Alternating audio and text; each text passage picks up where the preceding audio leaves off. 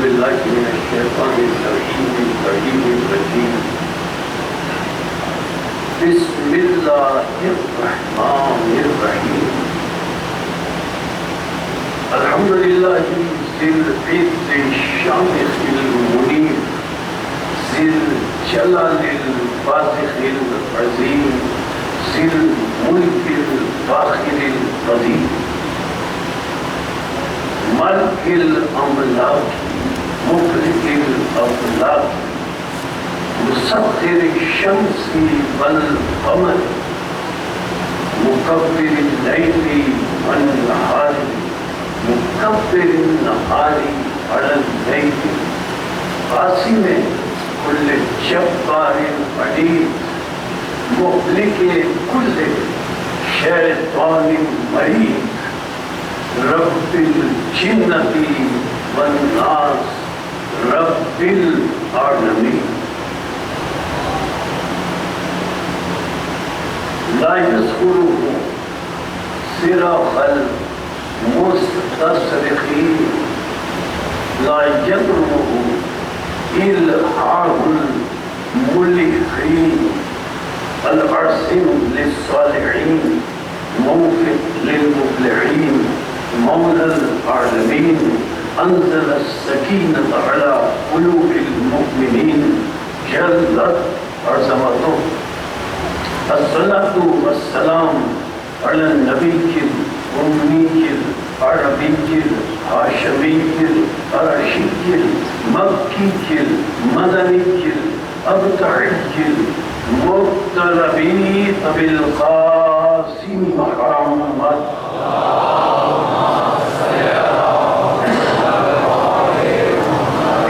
الصلاة والسلام على أهل بيته الطيبين الطاهرين المعصومين المظلومين المنتجبين المنتخبين المطهرين الذين أذهب الله عنهم الرجس وطهرهم تطهيرا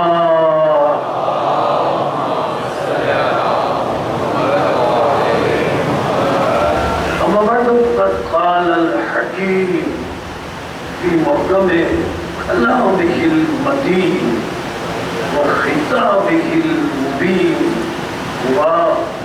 وأصدق الصادقين وقوله الحق لأن هو معلن الحق بالحق بسم الله الرحمن الرحيم شرع لكم من الدين ما وصى به نوحا والذي أوحينا إليك وما وصينا به إبراهيم وموسى وعيسى أن أقيموا الدين ولا تتفرقوا فيه كبر على المشركين ما تدعوهم إليه الله يجتبي إليه من يشاء ويهدي إليه من ينيب صلوات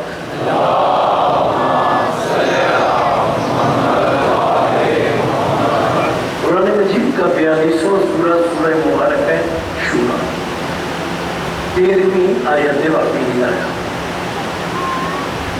گفتگو کا موضوع شریعت اسلام اور مشیت الہیہ اللہ کا ارشاد ہوا خاتم النبیین سے کتاب ہے کہ میرے رسول اے میرے حبیب شرع لکم من الدین اللہ نے تمہارے لیے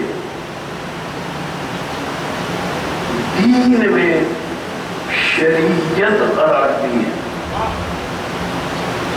اور اے میرے رسول یہ وہی شریعت ہے ما وصى به نوحا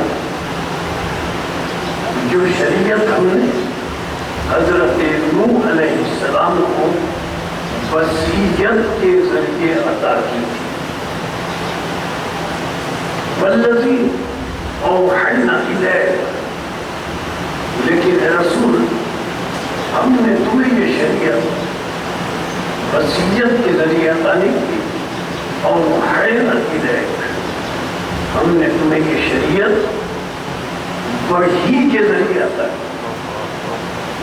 وما وصینا به موسیٰ ابراہیم وموسیٰ وعیسیٰ، اور ہم نے حضرت ابراہیم علیہ السلام، حضرت موسیٰ علیہ السلام، حضرت عیسیٰ علیہ السلام کو انہیں بھی ہم نے جو شریعتیں عطا کی ہیں وہ بھی وصیت کے ذریعے عطا کی۔ اے رسول، اے خاتم النبیین، اے میرے حبیب، یہ شریعت ہم نے تمہیں اس لیے عطا کی ان تقیم الدین، تاکہ تم اس کرۂ ارض پر دین اور شریعت کو قائم کرو۔ بلا تتفرقوا فیہ، اور اس میں تفرقہ نہ پڑنے دو۔ کبر علی المشرکین ما تدعوہم الیہ، اے رسول تم جو اس شریعت کی تبلیغ کرتے ہو تو مشرکوں کو بڑا ناگوار گزرتا ہے، لیکن اب اللہ فرماتا ہے مشرکوں کو ناگوار گزرے یا گراں گزرے، اللہ کو اس کی پرواہ نہیں ہے۔ اللہ یجتبی الیہ من یشاء، اللہ جسے چاہتا ہے اپنی شریعت کے نفاذ کے لیے مجتبی بنا لیتا ہے، مرتضی بنا لیتا ہے، مصطفیٰ بنا لیتا ہے۔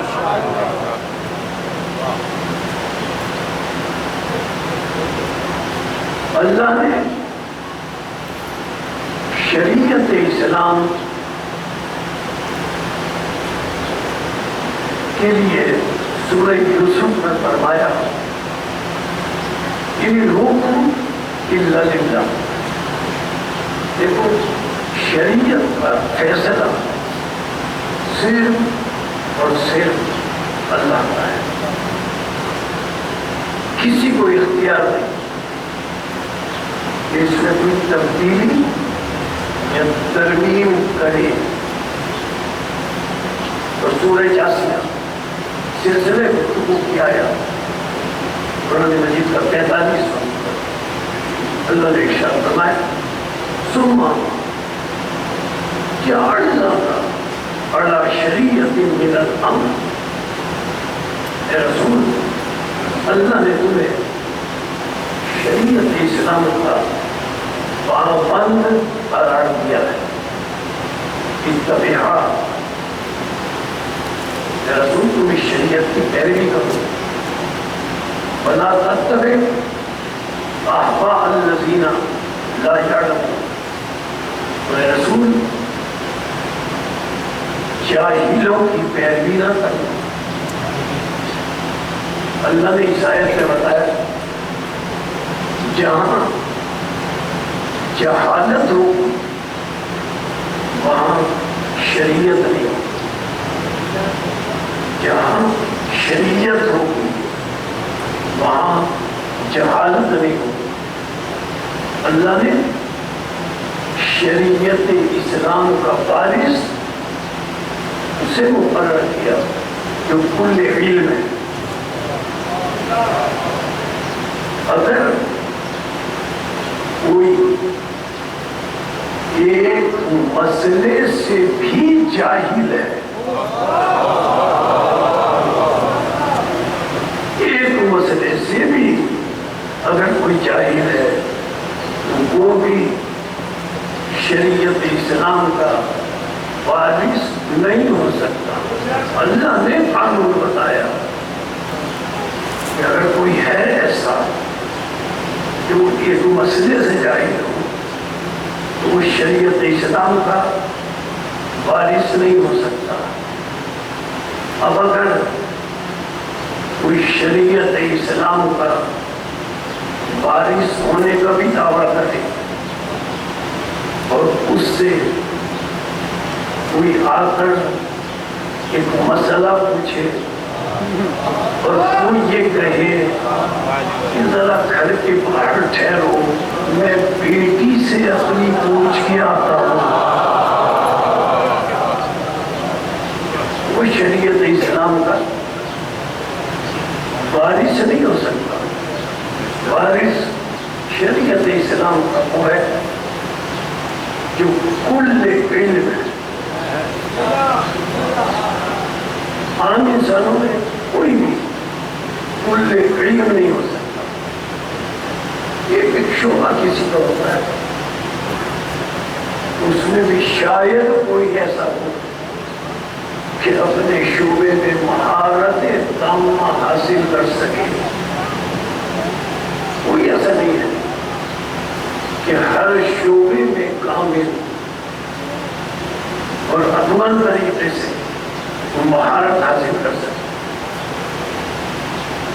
और शरीयत के मुबल्लिग और वारिस के लिए मशीयत इलाहिया के लिए जरूरी है कि वो कुल इल्म रखता हो। आइए कुरान से पूछें कि कुल इल्म रखने वाला कौन है?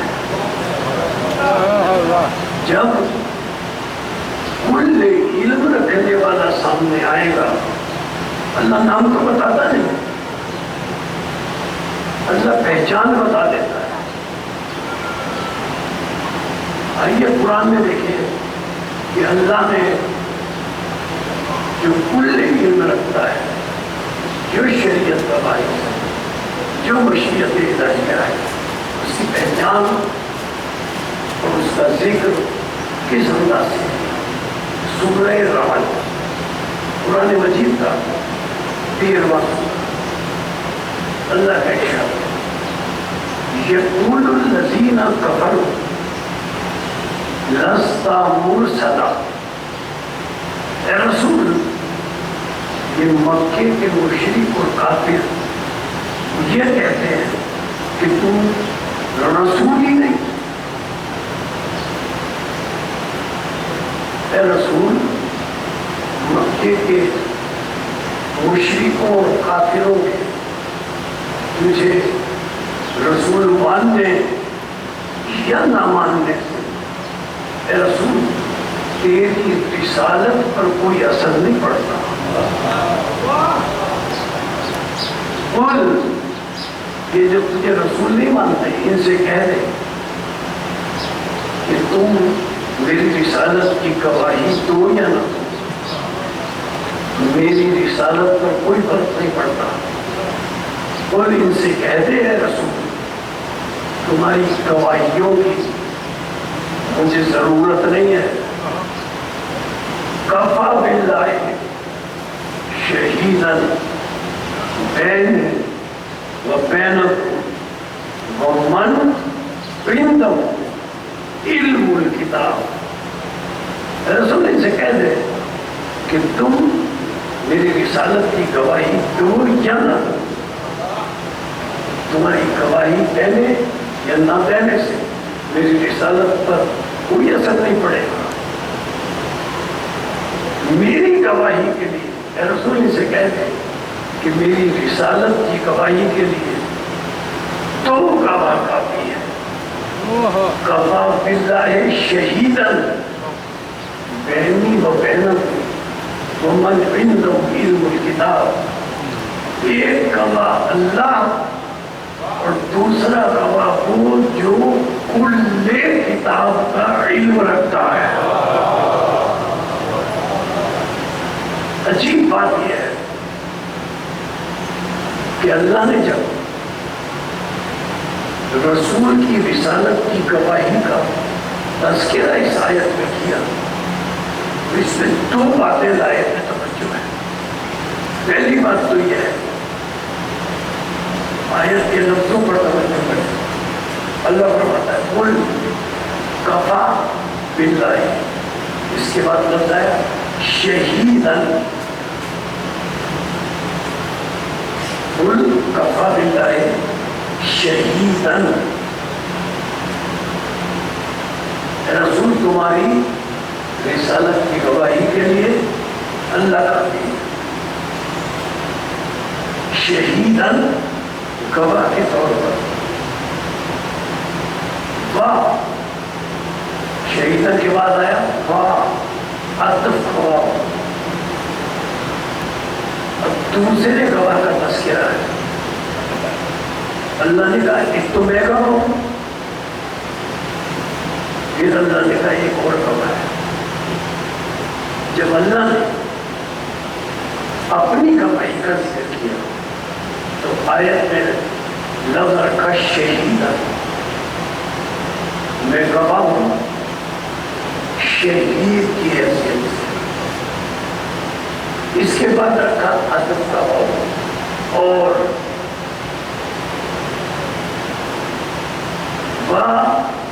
واقعہ کیا ہے؟ من عنده علم الکتاب، اور وہ گواہ جس کے پاس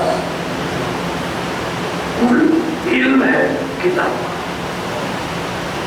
اپنے ساتھ لفظ شہید رکھا اللہ نے،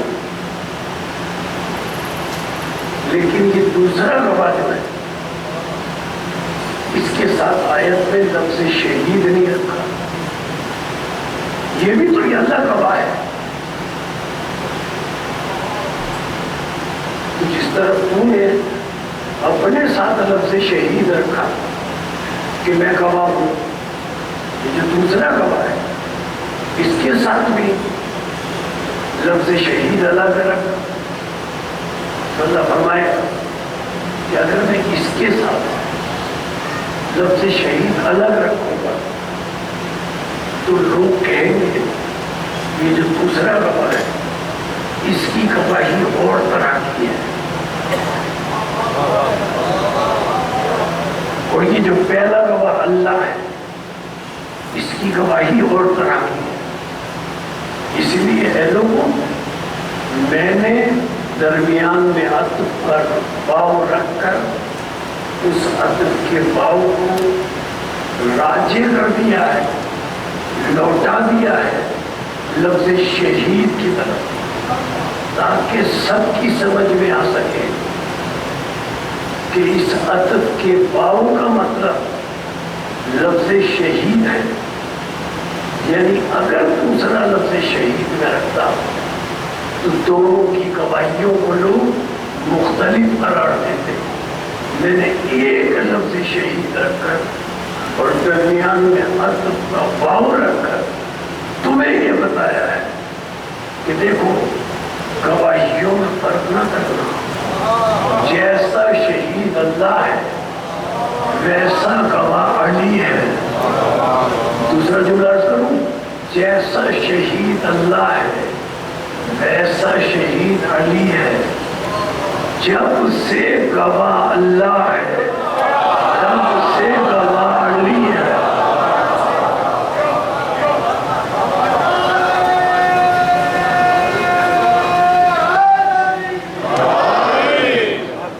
یہ جب کا لفظ تو میں نے استعمال کر دیا،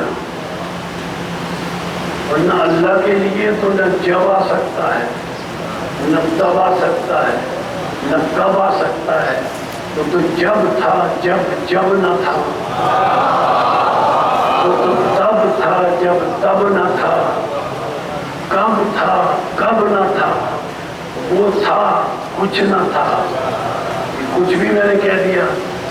جب لفظ کچھ نہ تھا وہ تھا. اب اللہ کب سے گواہ؟ اللہ کب سے گواہ؟ جب سے اللہ گواہ تب سے علی گواہ. اور آیت میں لفظ کیا رکھا؟ شاہد نہیں رکھا، شہید. یا اللہ شاہد مانے بھی گواہ، شہید مانے بھی گواہ، لیکن تو نے لفظ شاہد نہیں رکھا، لفظ شہید رکھا. اس میں حکمت کیا ہے؟ لیکن لفظ شاہد جو ہے نا وہ ہے اس میں فاعل. فاعل کا تعلق ہوتا ہے فعل سے، فعل کا تعلق ہوتا ہے زمانے سے، زمانے کا تعلق ہوتا ہے تخلیق سے، ماضی سے، حال سے، مستقبل سے. اگر دنیا میں خلقت کے بعد، اشیاء کی تخلیق کے بعد لوح قلم عرش فرش زمین آسمان سورج چاند ستارے انسان جن ملائکہ اور تمام مخلوقات کی تخلیق کے بعد اگر کوئی رسول کی رسالت کی گواہی دے گا تو وہ شاہد کہلائے گا. اس لیے کہ اس کا تعلق زمانے سے ہو، اور شہید ہے صفت مشبہ. اگر کوئی زمانے کی تخلیق سے پہلے، عالم دہر سے پہلے رسول کی رسالت کا گواہ ہو تو وہ شاہد نہیں کہلائے گا، وہ شہید کہلائے گا. شہید کا مطلب عالم دہر کے وجود میں آنے سے قبل کا گواہ.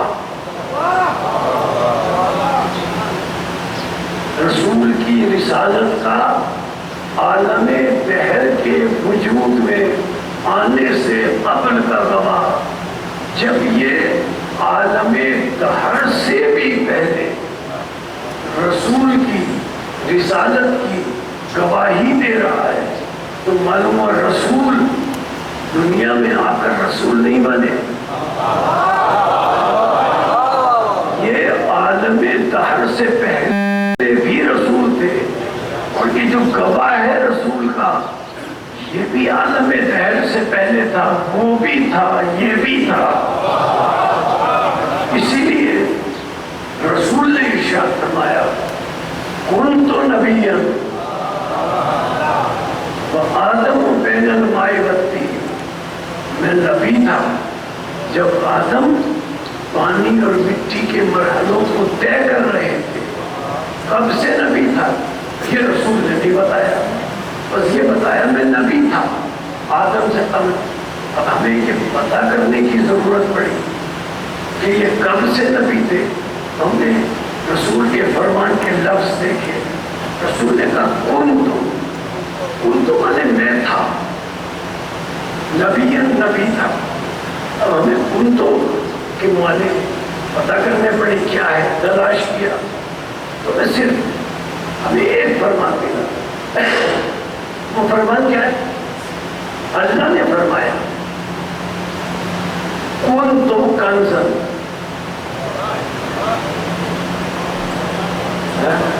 اللہ نے فرمایا کن تو کنزن، میں تھا. کسی میں ضرورت ہے اللہ سے پوچھے تو کب سے تھا؟ اللہ کی نہ کوئی ابتدا ہے نہ اللہ کی کوئی انتہا ہے.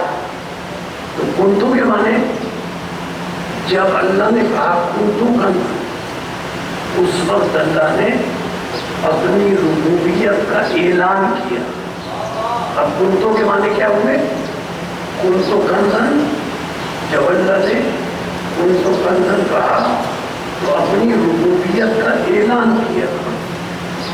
پتہ نہیں کب سے رب تھا. کنتو کنزن کہہ کر اعلان کیا. معلوم کنتو کے معنی ہے پتہ نہیں کب سے تھا. اب ترجمہ کریں کنتو نبیًا. جب کنتو نبیًا کہا تو اب اس کا ترجمہ یہ ہوگا پتہ نہیں کب سے نبی تھا. جب کنتو نبیًا کہا تو نبوت کا اعلان کیا. اسی لیے رسول نے بڑی حکمت سے غدیر میں لفظوں کو استعمال کیا اور رسول نے کہا من کنتو کا مطلب یہ ہے کہ غدیر میں تو اعلان ہو رہا ہے، علی پتہ نہیں کب سے بولا تھا.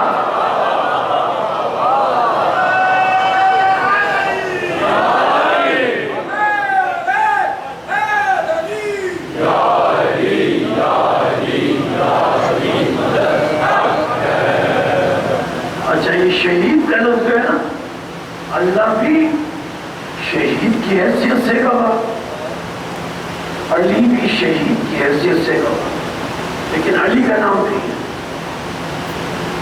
اللہ نے اپنا نام لیا اور جب دوسرے گواہ کا ذکر کیا ارباب علم کی توجہ کے لیے، دوسرے گواہ کا ذکر کیا تو نام نہیں دیا اور کوئی ایسی پہچان نہیں بتائی کہ جو پہچان صرف حضرت علی پر منطبق ہو سکے. ایسی پہچان بھی کوئی ہو سکتی تھی جو سوائے حضرت علی کسی پر منطبق اور نہ ہو، لیکن نہیں، ایسی پہچان بھی نہیں بتائی. کیا بتائی دوسرے گواہ کی پہچان؟ ومن عنده علم الکتاب. دوسرا گواہ وہ ہے کہ جو کل کتاب کا کل علم رکھتا ہے. اگر کوئی ایسی پہچان اللہ بتاتا کہ جو صرف علی پر منطبق ہوتی، جب علی دنیا سے چلے جاتے تو دوسرا گواہ موجود نہ ہوتا.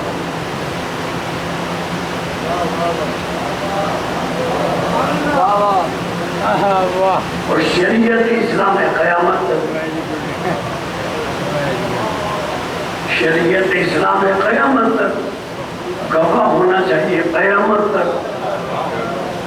اور اگر ایسی پہچان اللہ بتاتا جو صرف علی پہ منطبق ہوتی، علی جاتے گواہ ختم ہو جاتا، شریعت قیامت تک گواہ کوئی باقی نہ رہتا. تو اللہ نے ایسی پہچان بتائی وَمَنْ عِنْدَهُ عِلْمُ الْكِتَابِ کہ دیکھو اگر علی چلے جائیں تو علی کے بعد دیکھتے رہنا جو کل کتاب کا علم ہوگا وہ قیامت تک شریعت کا وارث ہوگا. اور آج بھی ایک علم کتاب رکھنے والا شریعت کا وارث موجود ہے. میں مسلمانوں سے پوچھوں شریعت ہے، قرآن ہے، اس کا وارث کون ہے؟ مسلک تشیع کے علاوہ کوئی نہیں بتا سکتا. آؤ ہم بتائیں، قرآن اور شریعت اسلام کا جو وارث ہے قیامت تک اسی کا نام امام زمانہ ہے.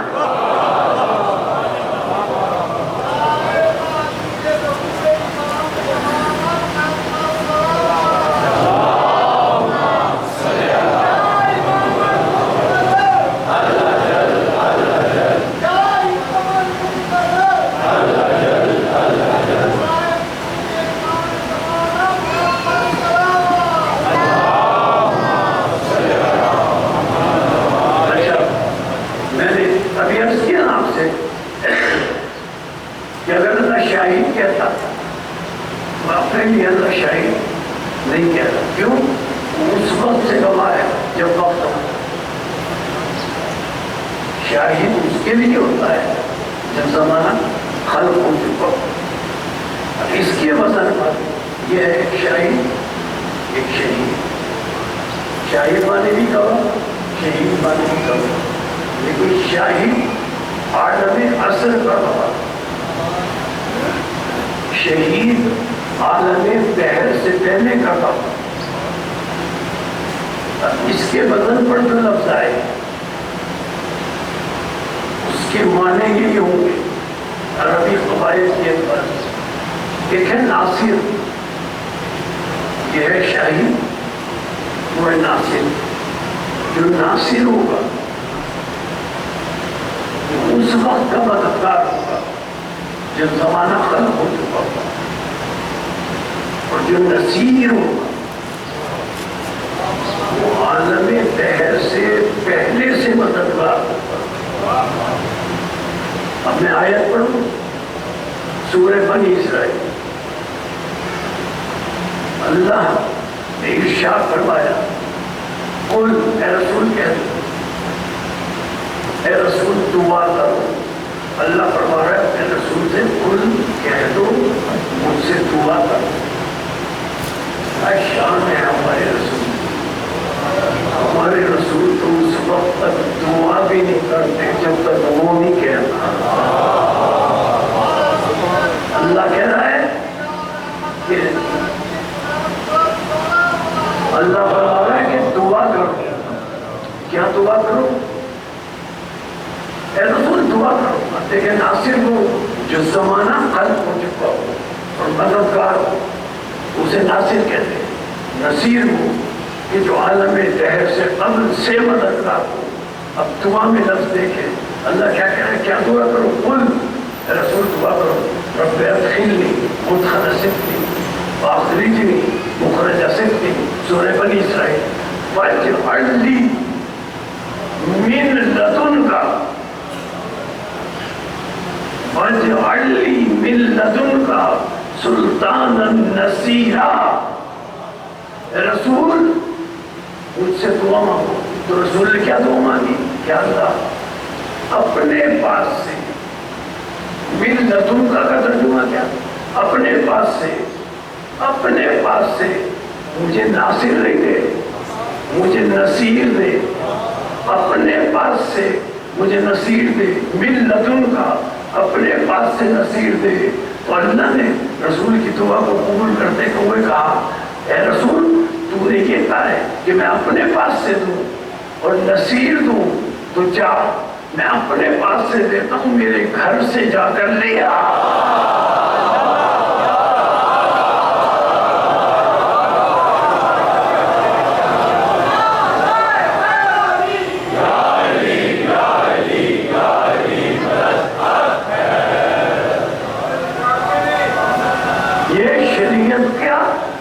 شریعت کے وارث ہے، اللہ نے مشیت الہیہ اور شریعت کے وارث کی نشانیاں بتائی ہیں، پہچان بتائی ہے۔ ایک تو وہ نصیر ہوگا، دوسرا وہ اللہ کی طرف سے ہوگا، جو اللہ کی طرف سے ہوگا اسے رسول اللہ کے گھر سے لائیں گے۔ اچھا اب قرآن میں ہم دیکھیں کہ اور شریعت اسلام کے وارثوں کی کیا پہچان بتائی۔ اللہ نے ارشاد فرمایا سورہ الفتح 48واں سورہ قرآن مجید کا، اللہ ارشاد فرماتا ہے محمد رسول اللہ۔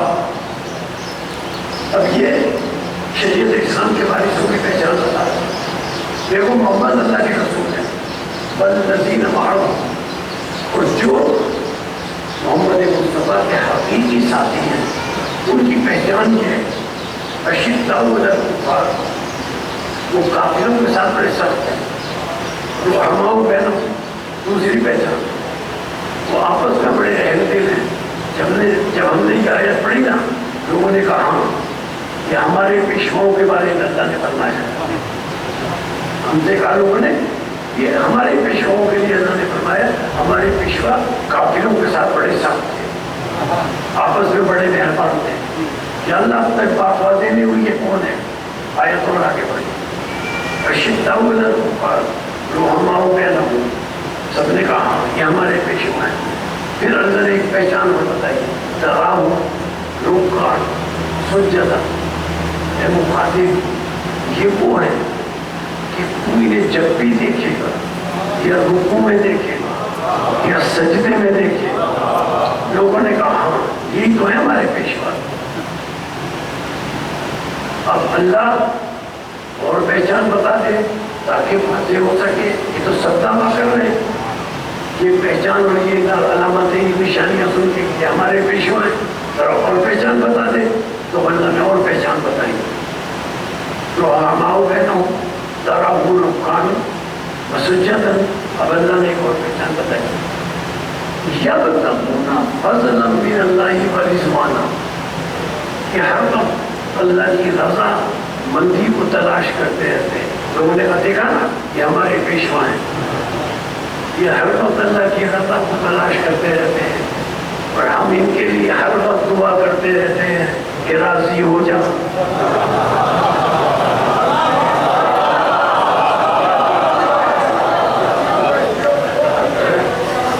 ہم ان کے لیے ہر وقت دعا کرتے رہتے ہیں، یہی تو ہے یبتغون فضلا من اللہ ورضوانا، یہی تو ہمارے پیشوا ہیں۔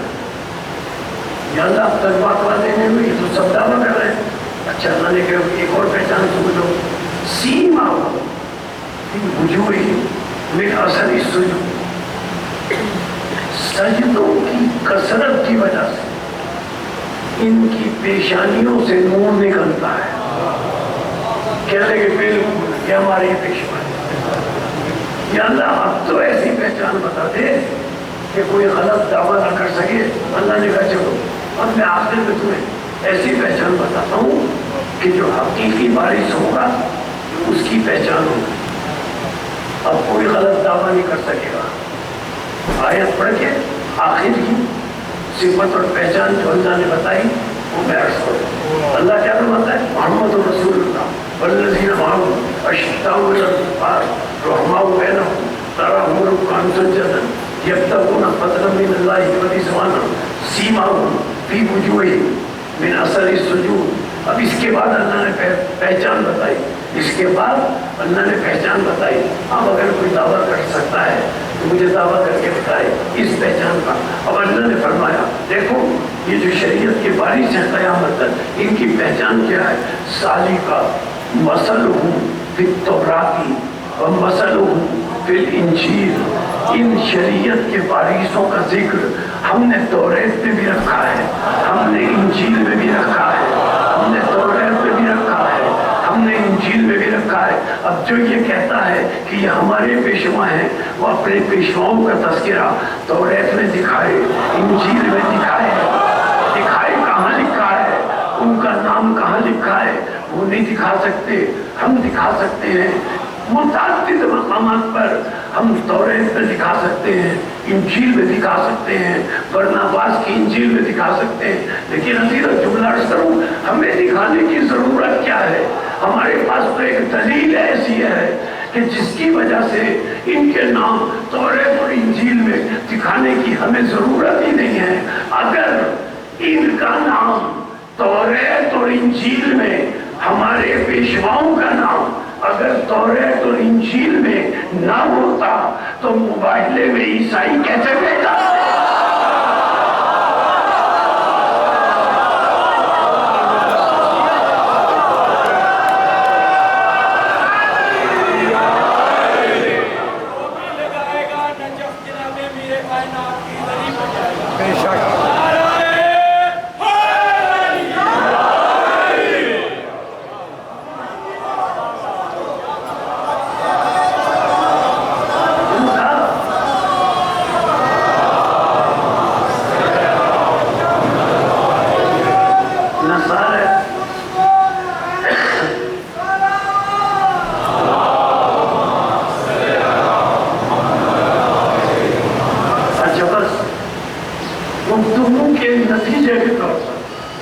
اختتامی مراحل ایک پہچان اور عرض کرتا اللہ نے جو ان کی پہچان بتائی سورہ اعراف اپنی جانب سے نہیں کہہ رہا، صرف آیت پڑھ کے ترجمہ کرو،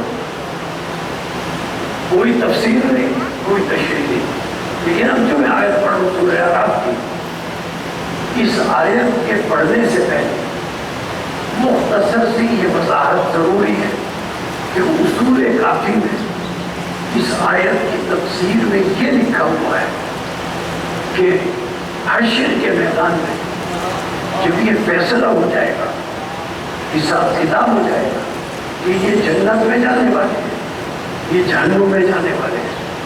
اب جنت میں جانے والے ایک طرف کھڑے ہوں گے، جہنم میں جانے والے ایک طرف کھڑے ہوں گے۔ اصول کافی میں لکھا ہے کہ جہاں جنت میں جانے والے کھڑے ہوں گے ان کے سامنے نوری ہستیاں صف میں کھڑی ہوں گی.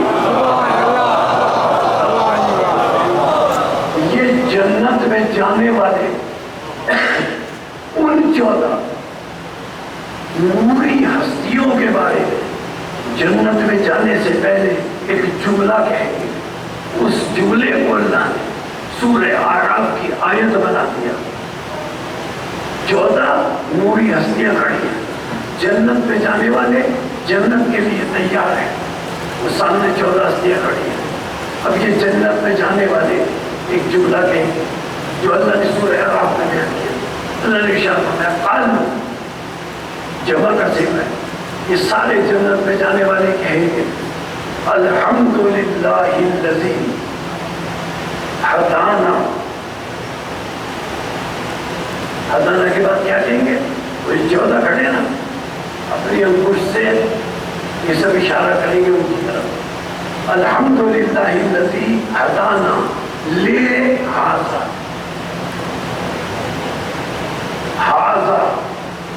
ہذا کے معنی یہ اللہ کی ساری حمد اس کے لیے, اللہ کا شکر ہے کہ اللہ نے ہمیں ہدایت عطا کی ان کی وجہ سے, ان کے وسیلے سے. ہم جو جنت میں جا رہے ہیں ان کے وسیلے سے. وما كنا لنهتدي لولا ان هدانا الله. اگر ان کے وسیلے سے ہم دنیا میں ہدایت حاصل نہ کرتے تو ہم جنت میں نہ جا پاتے. حاضہ کا لفظ ذہن میں رہے, حاضہ ان کے وسیلے سے. اچھا, وہ پھر ان کی زیارت کر کے جنت میں چلے جائیں گے. اب جو جہنم میں جانے والے ہوں گے, جب وہ جہنم میں جانے لگیں گے تو اللہ نے بیان کیا یوم, سورہ فرقان, ان کے جہنم میں جانے کا دن 25 کا سنا. اللہ نے فرمایا یوم یعوذ الظالم علی یدیہ. حشر کے میدان میں ظالم اپنے دانتوں سے اپنے ہاتھوں کو کاٹے گا, پچھتا کر. یقولو, اور کیا کہے گا؟ اب جو نہ سنے, سورہ قرآن میں موجود ہے. کیا کہے گا؟ یاد رہتا نہیں. اتخذت مع الرسول سبیلا. مع ہے رسول کے ساتھ. کیا کہے گا؟ کہے گا پچھتاتے ہوئے کہے گا یاد رہتا نہیں, کاش اتخذت, میں تھام لیتا مع الرسول, رسول کے ساتھ ساتھ, اتخذت مع الرسول سبیلا, کاش میں رسول کے ساتھ ساتھ سبیل کے دامن کو بھی تھام لیتا. یہ سبیل کے دامن کو تھام لیتا. پچھتا رہا ہے وہاں. ہم نے رسول سے, ہم نے قرآن سے پوچھا کہ وہ سبیل کیا ہے, تاکہ اس کا دامن تھام لیا جائے, جس پر وہاں ظالم پچھتا کر جہنم میں جا رہا ہے. تو جب ہم نے پوچھا اللہ سے, اللہ نے فرمایا ہاں, سورہ بقرہ, لا تقولوا لمن يقتل في سبيل الله اموات بل احياء ولكن لا تشعرون. انہیں مردہ نہ کہنا جو سبیل رب میں بڑھ جائیں, بلکہ وہ زندہ ہے. جو سبیل رب میں مر جائے انہیں مردہ نہ کہنا. ہم نے رسول سے پوچھا یا رسول اللہ یہ سبیل رب کیا ہے؟ رسول نے فرمایا من مات علی حب آل محمد مات شہیدہ. جو آل محمد کی محبت میں مر جائے وہ مرتا نہیں ہے, وہ شہید ہوتا ہے, وہ زندہ ہوتا ہے. اب اگر حال زمانے حال میں معصومین ظاہری طور پر نہیں ہے اور کوئی جہاد میں نہیں جا رہا ہے, وہاں جا کر شہادت کا مرتبہ کوئی حاصل نہیں کر سکتا ہے, تو عزیزان محترم اگر اس طرح حاصل نہیں کر سکتا تو رسول نے نسخہ بتا دیا, من ماتا آل محمد ماتا شہیدہ. جو آل محمد کی محبت پہ چاہے جہاد اور جنگ میں جائے یا نہ جائے، قلب میں محبت آل محمد ہو، چاہے اپنے بستر پر مر جائے،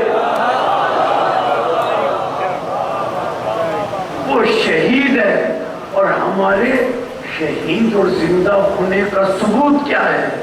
شیعت کے شہید اور زندہ ہونے کا ثبوت کیا ہے؟ ہم قبر میں تلقین سنتے بھی ہیں، سمجھتے بھی ہیں۔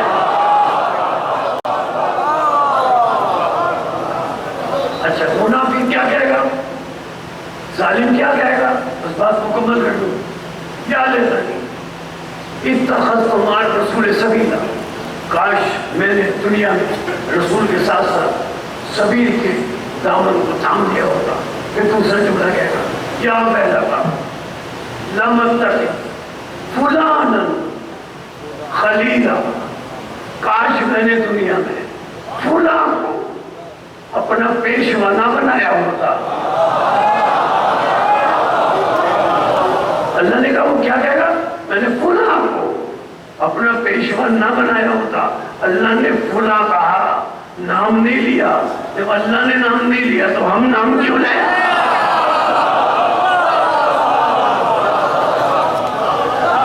لم اتخذ فلانا خلیلا، کاش میں نے فلاں کو اپنا پیشوا، اپنا دوست، اپنا امام، اپنا رہبر دنیا میں کاش نہ بنایا ہوتا۔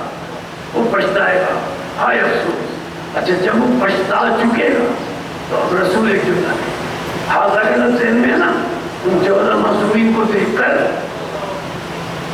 جنت میں جانے والے کہیں گے، لے حاضر، ان کے وسیلے سے ہمیں جنت ملی۔ افسوس ہے، اب رسول فرمائیں گے، جب یہ جہنمی پچھتا چکیں گے تو اب رسول فرمائیں گے اللہ کی بارگاہ میں، قال یا رب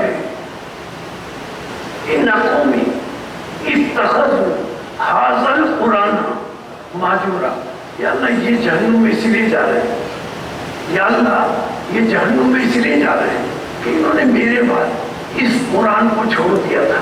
کیا وہاں کوئی قرآن کی کتاب رکھی ہوگی؟ جب معصوم سے پوچھا گیا کہ ھذا قرآن کہہ کر رسول کیا فرما رہے ہیں تو معصوم فرماتے ہیں وہاں کوئی قرآن کی کتاب نہیں ہوگی۔ رسول حاضر قرآن کہہ کر یہ بتائیں گے اللہ کو، یا اللہ انہوں نے میرے بعد علی کو چھوڑ دیا تھا۔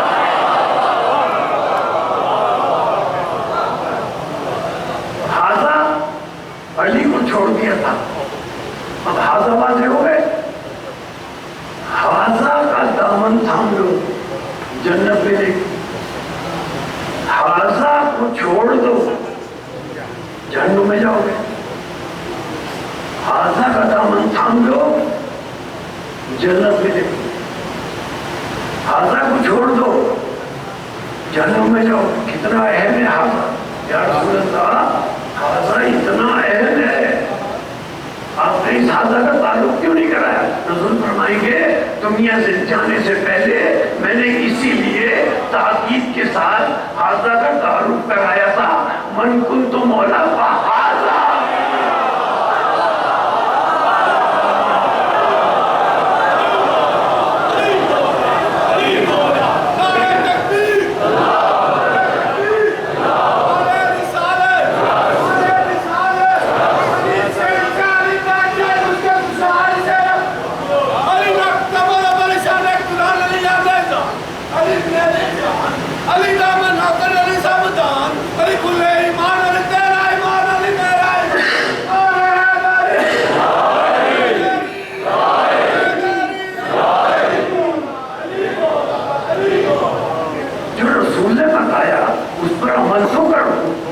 جبکہ قرآن مجید کا سورہ حشر کہتا ہے 59واں سورہ، اللہ کا ارشاد ہے، رسول کی بات تو مانو۔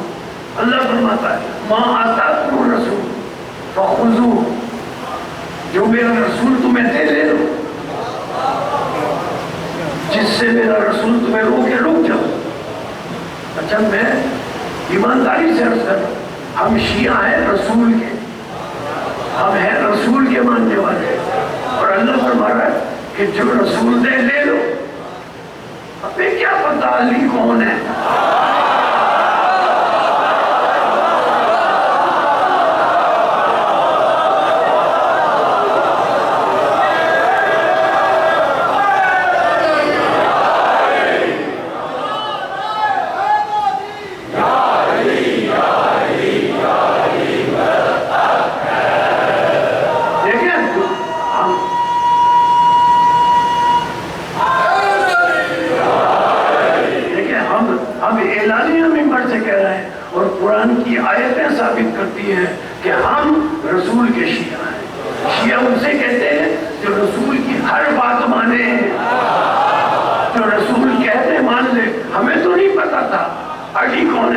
مانتے ہی تھے علی کو.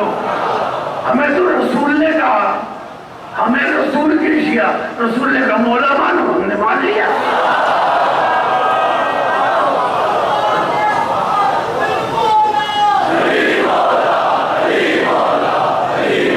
اور پھر آیت میں کیا آیا؟ پھر آیت ہمیں رسول کے ماننے والے, ہمیں رسول کے شیعہ, ہمیں رسول کے پیروکار. تو آیت میں کیا آیا؟ وَمَا نَهَاكُمْ عَنْهُ فَانْتَهُوا, جو رسول تمہیں دے لو, جس سے رسول تمہیں روکے رک جاؤ. ہمیں رسول کے ماننے والے, اللہ نے فرمایا جس سے رسول روکے رک جاؤ. ہم نے کہا کیسے؟ معلوم ہوا اللہ فرما رہا ہے جس سے رسول روکے رک جاؤ. معلوم ہوا جسے رسول اپنی محفل سے اٹھائے اسے دل سے نکال.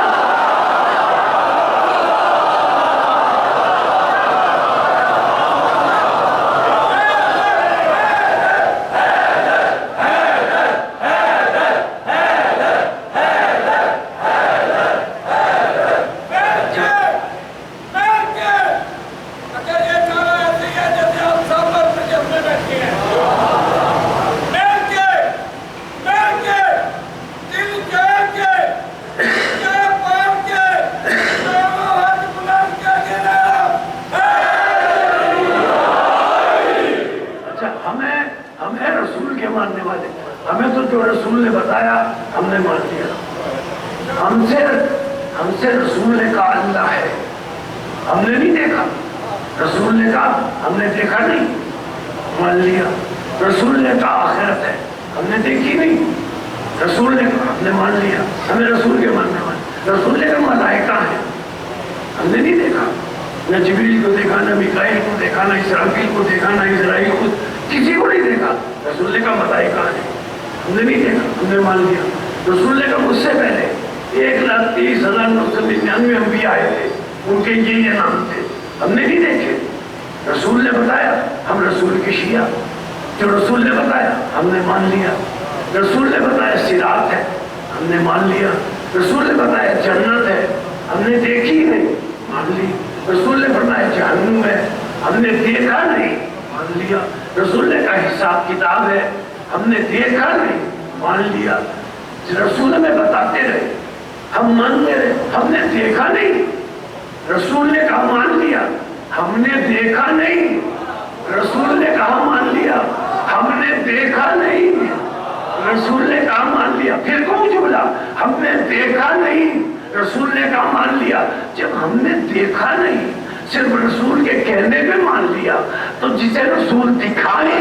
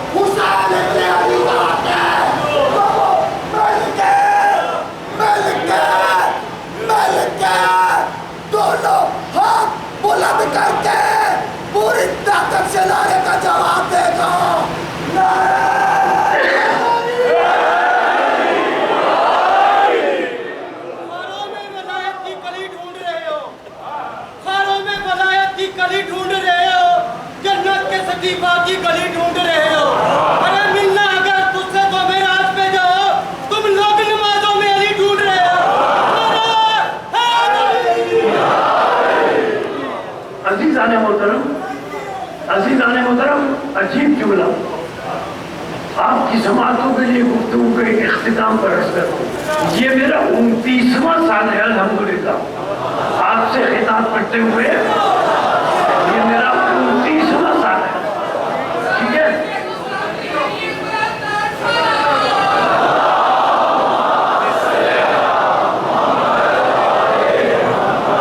میں بات کہنا چاہتا ہوں, یہ الحمدللہ اللہ کا شکر ہے میرا 29واں سال ہے آپ سے مخاطب ہوتے ہوئے.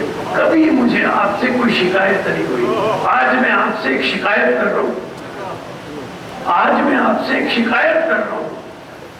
وہ شکایت یہ ہے کہ غدیر میں جب رسول نے علی کو مولا بنایا، اگر کسی نے نہیں مانا، کوئی نہیں مانتا ہے تو آپ ناراض کیوں ہوتے؟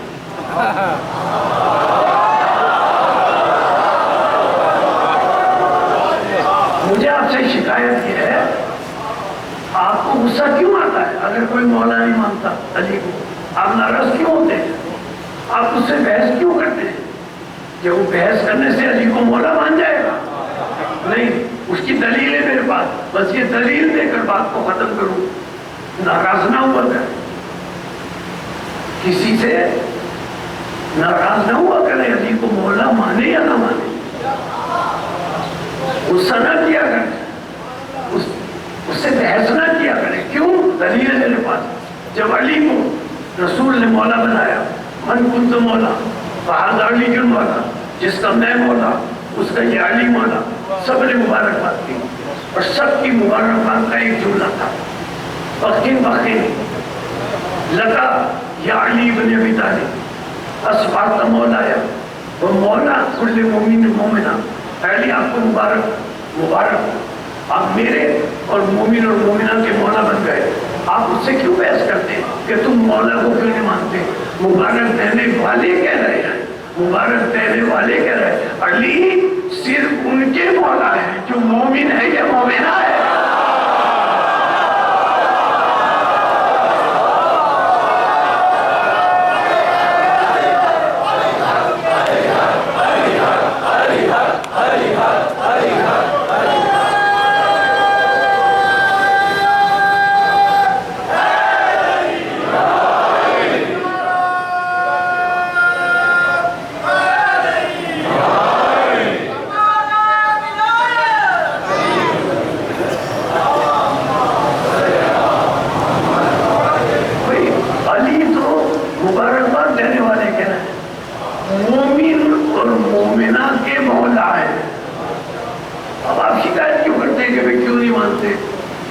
مانے گا وہی جو مومن ہوگا یا مومنہ ہوگا، کوئی اور تو مان ہی نہیں سکتا۔ یہ علی کا خاندان ہے جس کے چھوٹے چھوٹے بچوں کو کربلا کے میدان میں ذبح کر دیا گیا۔ کربلا کے غروب پر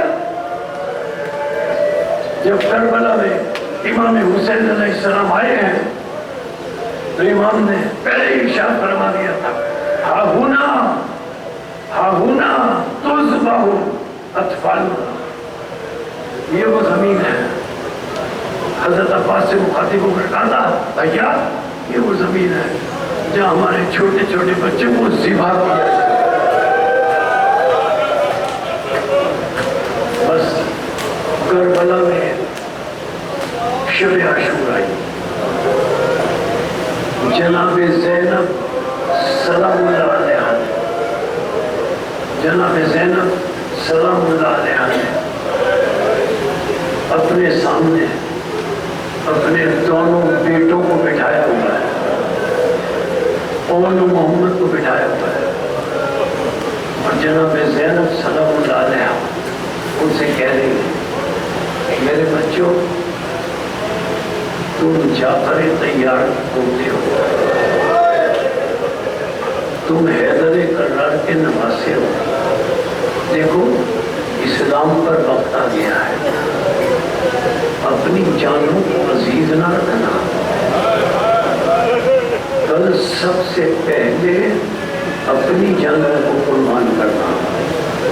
پھر فرماتی ہیں، میرے بچوں ایک نصیحت میں تمہیں کرتی ہوں، اور نصیحت یہ ہے، وہ نصیحت یہ ہے کہ میرے بچوں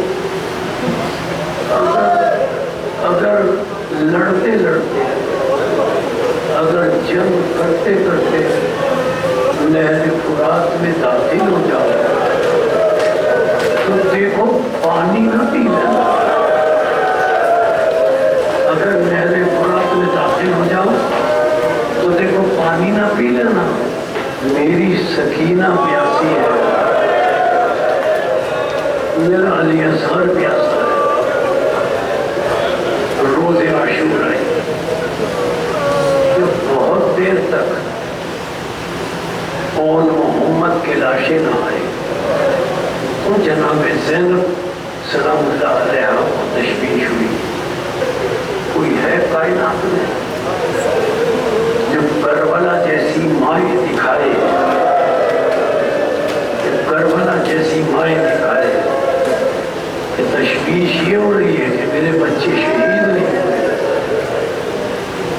جب بہت دیر تک لاشیں نہیں آئے تو جناب زینب سلام اللہ علیہ نے فضہ سے کہا، فضہ میرے بیٹوں کو بلا کر لاؤ۔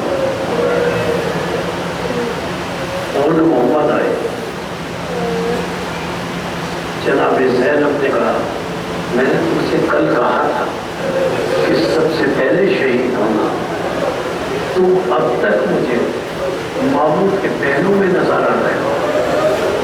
دونوں بچوں نے کہا اماں جان ہم تو بار بار ماموں حسین کے پاس گئے، وہ ہمیں اجازت ہی نہیں دیتے، اور اماں جان چھوٹے ماموں عباس سے پوچھ لیں، ہم نے کئی مرتبہ چھوٹے ماموں عباس سے کہا کہ بڑے ماموں سے اجازت دلوا دیں، چھوٹے ماموں نے بھی سفارش کی، اماں پھر بھی ماموں نے اجازت نہیں دی، فضہ جاؤ میرے ماں جائے حسین کو بلا کر لاؤ۔ امام حسین آئے، بھیا آپ میرے بچوں کو اجازت نہیں دے رہے۔ امام حسین علیہ السلام نے فرمایا بہن بہت چھوٹے چھوٹے بچے ہیں، یہ گھوڑوں پر خود سوار بھی نہیں ہو سکتے، میں کیسے ہی نہیں اجازت دوں۔ جناب زینب سلام اللہ علیہ نے اپنی آستینوں کو الٹا اور آستینوں کو الٹ کر ایک جملہ کہا، بھیا آپ کو میرے حق کا راستہ، میرے بچوں کو لڑنے کی اجازت دے۔ اب حسین مجبور ہو گئے، اول محمد کو لے کر چلے، گھوڑے پہ سوار کرنے سے پہلے امام حسین علیہ السلام نے ایک مرتبہ چہرہ آسمان کی طرف بلند کیا، بلند کر کے کہا یا اللہ یا اللہ یا اللہ خبر رہنا، اب میری بہن کا گھر بھی اجڑ رہا ہے، یا اللہ خبر رہنا اب میری بہن کا گھر بھی اجڑ رہا ہے۔ بس تفصیلات نہیں جاؤں گا۔ دونوں بچے پہنچے، ایک نے دائیں طرف سے حملہ کیا، ایک نے بائیں طرف سے حملہ کیا۔ دشمنوں کی جرأت نہیں تھی کہ جعفر طیار کے پوتوں سے مقابلہ کرے، حیدر کرار کے نواسوں سے مقابلہ کرے۔